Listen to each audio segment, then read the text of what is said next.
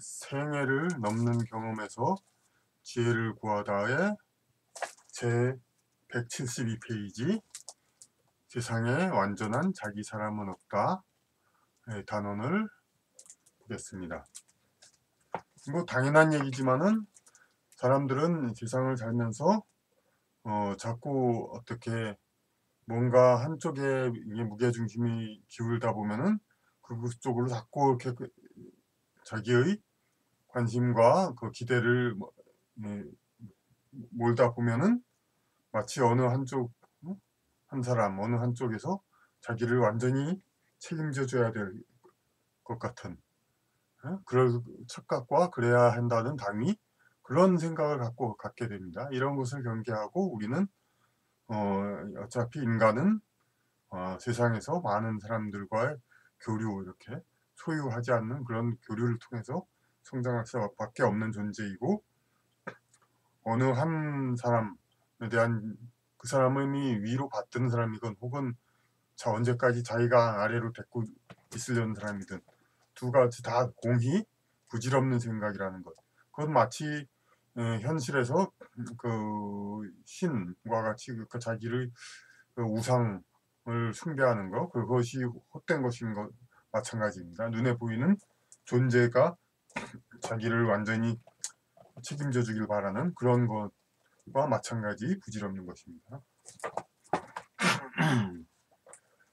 본문을 보면 가족 간에도 서로의 영혼 성장을 위해 적합한 시기에 적당한 연령차를 가지고 인연이 시작되듯이 그러니까 서로의 영양 성장을 위해서 가족이 이루어지는데 적당한 연령차를 가지고 인연이 시작된다고 하죠. 그러니까 부모가 그 세상에서 자기 생활을 독립적인 생활을 완전히 하고 이렇게 진행하고 그럴 수 있는 나이에 자식으로 난 인연은 그 부모에 의해서 양육되면서 전적으로 의지하는 관계에 의해서 인연이 시작되는 겁니다. 그러니까 비슷한 연령에 만나는 관계 같으면은 부부 관계나 형제 관계 서로가 한쪽이 한쪽을 완전히 책임지거나 의지하거나 그러진 않죠. 하지만 부모 자식 관계는 그렇게 한쪽이 완전히 의존하고 그런 식으로 해서 전생의 빚이라든가 여러 가지 그 한쪽이 한쪽에서 신세진 걸 완전히 갚아가는 그러한 관계라고도 볼 수 있죠. 부부는 현생의 영혼 성장의 계획표상에서 적당한 때에 만나는 관계. 부부 또한 적당한 연령차가 이제 여러 가지로 있죠. 비슷한 연령도 있지만 때로는 좀 차이가 날 수도 있고. 그런데 결혼 정년기라는 관념에 매어 맞선을 거듭해 보면서 처음 만난 남남을 서둘러 가족보다 더 우선권 있는 관계로 삼으려 하는 것은 어처구니 없는 일이다. 그러니까 남자 27세, 여자 23세 뭐 이런 식으로 적당한 때 그럼 딱 그런 사람 만나서 결합하자.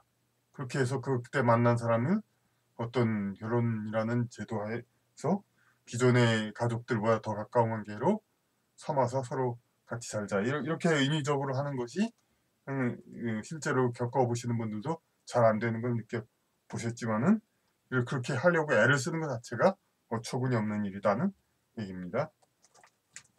물론 이제 결혼을 가문간의 결합으로 보았던 시대에는 서로의 집안의 오랜 전통을 서로 간에 인식하고 있는 상황에서 서로 상대방의 집안의 전통들을 이해를 하니까 상대방 집안에 대해서 잘 압니다.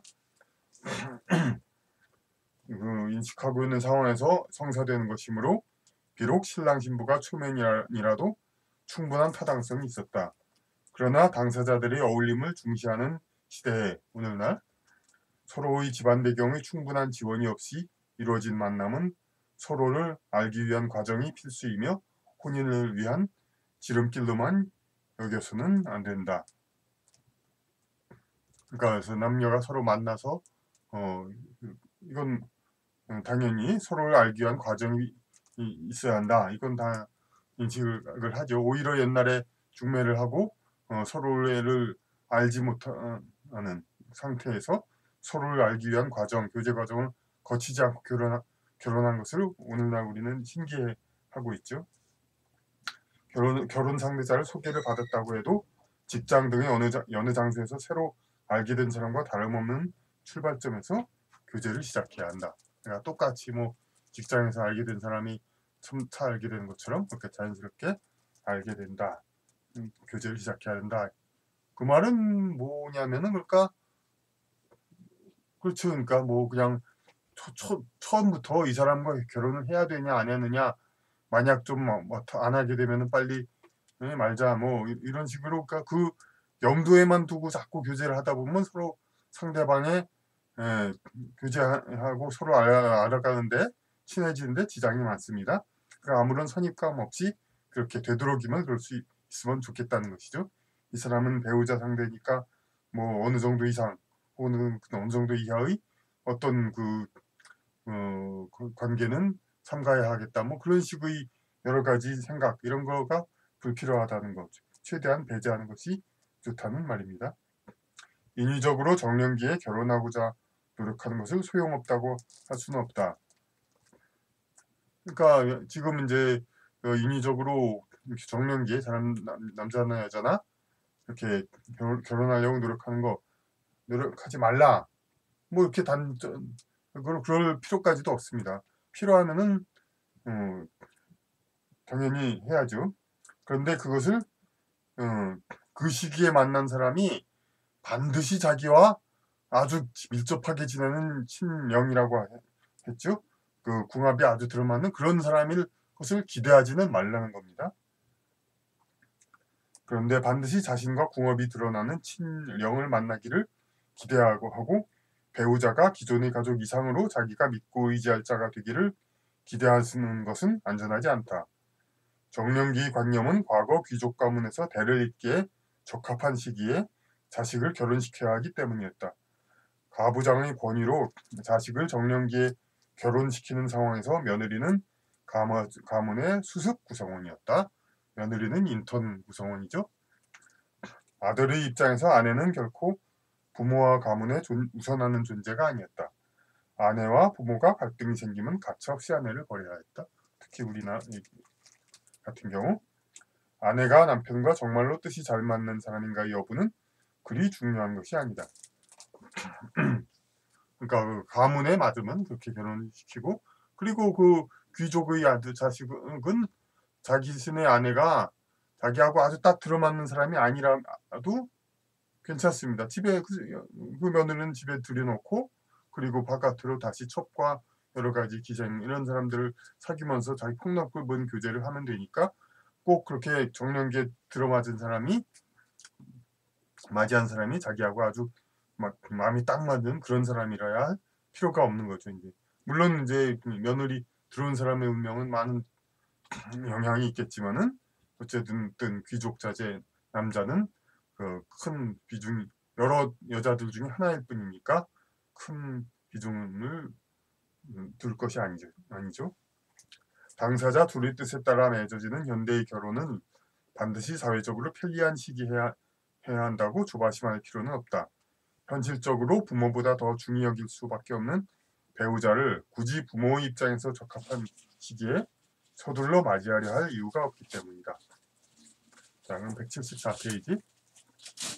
배우자, 즉 기존의 가족과 같이 선천적 인연으로 특별히 배려하는 관계가 아닌 사람과 앞으로 평생을 바쳐 몰입하여 함께 살 결심을 하려면 그 사람은 완전해야 한다.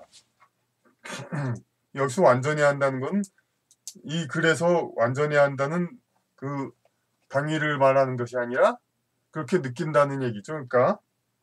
그러니까 지금의 어떤 오늘날과 같은 결혼해서 배우자를 딱 맞이하면 그 사람하고 이게 평생을 여생을 같이 의지하고 그리고 부모 형제 기존의 가족보다 더 중요시 여기면서 평생을 함께 할 사람 이런 사람을 자기가 고른다면은 적어도 고르는 사람 입장에서는 이 완전한 사람을 얻게 됩니다. 이제 좀 부족한 면을 느끼면서는 평생 부족감 느끼고 살아야 하니까 아이 꼭 해야 되나 하는 생각이 들죠. 그러니까 이런 생각을 갖고 하게 되니까 그만큼 더 어려워진다 얘기죠.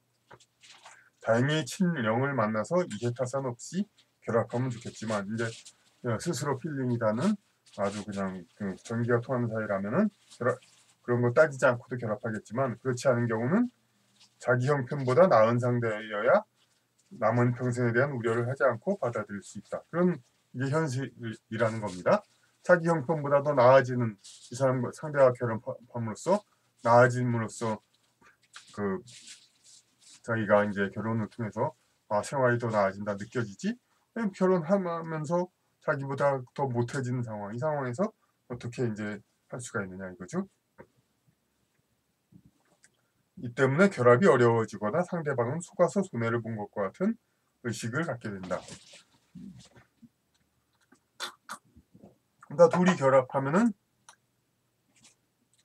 정말로 한쪽이 요행이 이 사람은 자기를 위해서 완전히 더 나은 조건 사람이다 이렇게 느껴져서 이렇게 될 수도 있죠. 그럼 당연히 이쪽에서는 그런 느낌을 안 갖는다는 것이고 그 결혼 상태에서 자기는 손해를 본 거라는 생각을 갖게 된 거다. 혹은 속으면서 한 것이다. 이런 색의 생각을 갖게 되는 것이죠. 그러니까 결혼을 이렇게 타산으로 계산해 가지고 그렇게 해서 하는 걸로 생각을 하면은 계속 이런 악순환이 됩니다. 상대방을 갖다가 과연 내가 후회 없이 이해 타산에 맞게 선택했나 이것으로. 하지만 부부뿐만 아니라 모든 이제 인간 관계가 다 그렇지만은 서로의 관계를 저렇게 봅니다. 그러니까 영적 성장의 동반자로서 그렇게 봐야 옳은 것입니다. 그러니까 동반자는